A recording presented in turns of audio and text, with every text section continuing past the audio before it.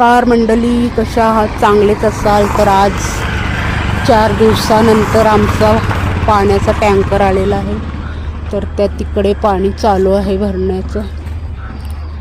तर आता त्या तिकडून ते भरून आमच्याकडे येईल तेव्हा आम्हाला पाणी तर काही काना मिळेल, काही काना नाही.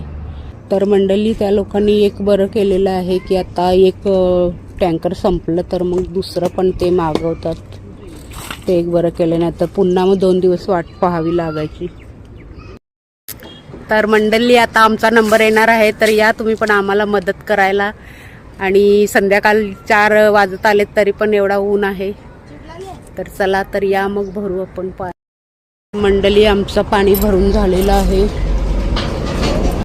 आणि यांचं पण झालेलं आहे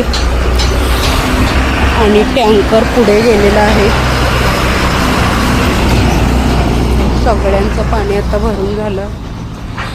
पाणी भरण्यात बिजी होती तर व्हिडिओ काढायला वेळ नाही भेटला. आणि आमचे डिंकू ताई मसनीवर बसलेले आहे, शिलाई करत आहे. तर आम्हाला तरी इथल्या इथे भरायला लागते, पण काही लोकांना तर खूपच वरती घेऊन जायला लागते पाणी. वरती डोंगरावरती आहेत बरेच जणांची घरं. बाकी हे इकडे खाली आहेत, त्यांना तेवढा नाही त्रास होत. आता पुढे चालू केलेलं आहे पाणी.